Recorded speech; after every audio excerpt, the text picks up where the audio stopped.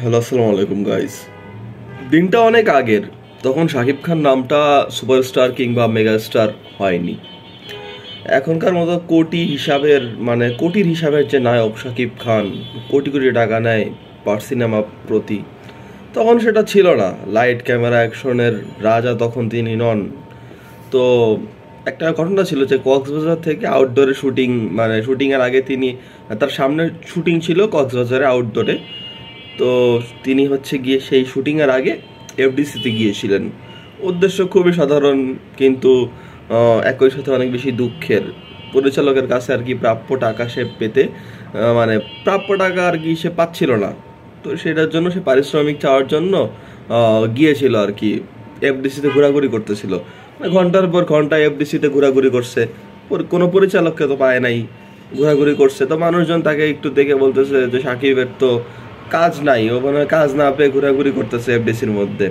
তো সাকিব খান কিছুটা কি বলবো, অপমান এবং কিছুটা রাগ করলো। এবং সে বলতেছিল নিজে নিজে যে মেজাজটা খারাপ হয়ে যাইতেছে, কাল আউটডোরে যাব, পরিচালকের কাছে এসেছিলাম টাকার জন্য, উনি নেই, লোকে ভাবতেছে আমার শুটিং নেই, আমি এফডিসিতে ঘুরে বেড়াচ্ছি, বড় অসহায় লাগতেছে দাঁড়িয়ে থাকতে। এরকম একটা কথা সাকিব খান তৎকালীন কোনো একটা পত্রিকাতে দিয়েছিল। তো এই দৃশ্যটা বর্তমান যুগে এসে ভাবলেও অবাক লাগে, কষ্ট লাগে। তার কারণ আমরা আজকে যাকে দেখি, সে রেড কার্পেটের রাজা ভাই। সে বাংলাদেশের না, শুধু বাংলাদেশের না, বাংলা সিনেমার ইতিহাসেরই ওয়ান অফ দ্য বেস্ট একজন সুপারস্টার। তার আশেপাশেও খুব কম নায়কই আছে অতীত এবং বর্তমান মিলায়। তার মতো একটা মানুষও কিন্তু কষ্ট করে আজকে এই জায়গায় আসছে ভাই। কষ্ট ছাড়া এই জায়গায় কেউ আসতে পারে না ভাই। আপনি যেই সেক্টরেই কাজ করেন না কেন, কষ্ট ছাড়া কেউ আসতে পারে না। সে ক্রিকেটের সুপারস্টার হোক আর সিনেমা সুপারস্টার হোক, প্রচণ্ড পরিশ্রম, একাগ্রতা এবং যে একটা কি বলবো এটাকে, অপমানিত হওয়া। মানুষ উপরে উঠতে গেলে অপমানিত হইতে হয়। আজকে থেকে 6-7 বছর 10 বছর আগেও 6-7 বছর আগেও শাকিব খানকে একটা এলিট শ্রেণীর লোকেরা বলতো যে রিক্সাওয়ালার নায়ক। আরে আমার বন্ধু বান্ধবের মধ্যে এমন মানুষও আছে যারা বলতো যে রিক্সাওয়ালার নায়ক, খ্যাত, হিজরা, হ্যান ত্যান, অনেক বাজে বাজে কথা বলতো। আমি তাদেরকে বিভিন্ন যুক্তি দিতাম, তারা মানতো না। সেরকম মানুষও আমি দেখছি যে তুফান সিনেমা, রাজকুমার সিনেমা কিংবা আমাদের বরবাদ সিনেমা দেখার পর বা তুফান সিনেমা দেখার পর বলছে সাকিব খান তো মারাত্মক অভিনেতা ভাই, ওরে এতদিন পরিচালকরা কি বানায় রাখছিল।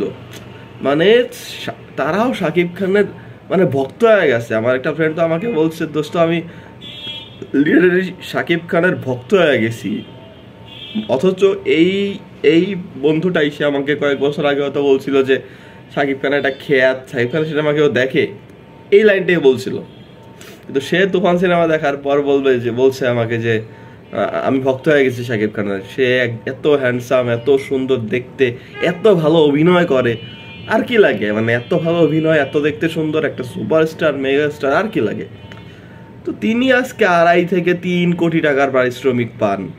বিগ বাজেটের কাজ করেন, প্রযোজক পরিচালকরা তার পিছে ঘুরে ডেট পাওয়ার জন্য। আসলে স্বাভাবিক, ডেট তো পায় না। এখন শাকিব খানের ডেট পাওয়ার জন্য 3-4 বছর আগে থেকে কথা বলে রাখতে হয় ভালো গল্প হতে হয়, ভালো পরিচালক হওয়া লাগে, ভালো প্রযোজক হওয়া লাগে।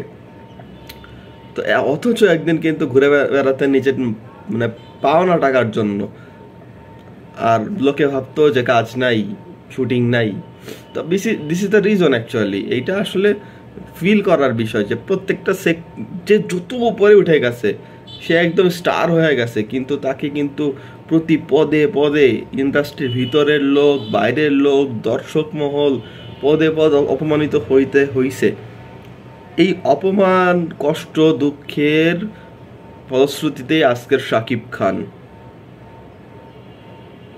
এই ভিডিওটা ভালো লাগলে শেয়ার করে দিবেন, সাবস্ক্রাইব, লাইক করে দিবেন।